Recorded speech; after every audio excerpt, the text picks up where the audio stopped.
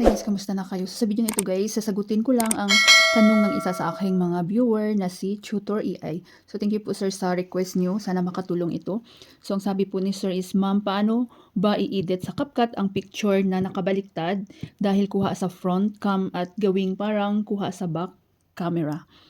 So dahil ang request niya, ang gamit niya na editor is CapCut. So, sa CapCut tayo guys. So, click nyo lang ang CapCut. So, ang CapCut, pwede siya sa Android. Sa mga baguhan, pwede siya sa iPhone. So, ang gamit ko always is Android.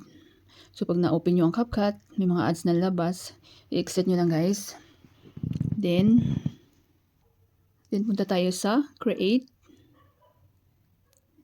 Then, dito na tayo sa papupunta tayo sa ating album. So, dito tayo sa Photos. So, may naka-ready ako ditong gawin nating example na nakabaliktad na photo. So, kunin ko lang to. Click nyo lang yan.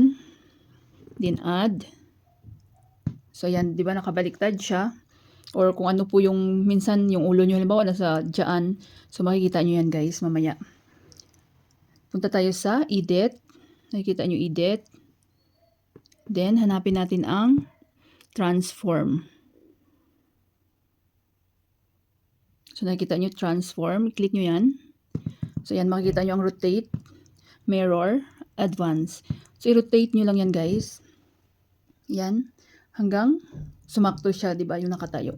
So, bago ganyan din, minsan yung nakukuha yung picture, photo, kahit video guys, kapag nakabaliktad yung mga video nyo, pwede nyo siyang i-rotate. Ayan. Ayan, halimbawa yung ulo nun dyan. So, i-rotate nyo lang siya. Ayan. Then, pwede nyo rin siya i-crop kapag gusto nyo full.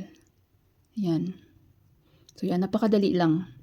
So, hope na nakatulong po ito sa inyo, Sir Tutor AI. Salamat po sa request at sa tiwala. So, sa mga viewers ko at sa mga baguhan, kapag bago lang kayo sa channel ko guys, so more tutorial yung aking ina-upload, analinta pa, more tutorial, at kapag mayroon kayong mga request, suggestion, any comment, so iwan lang kayo guys ng comment sa any videos ko at mababasa ko yan.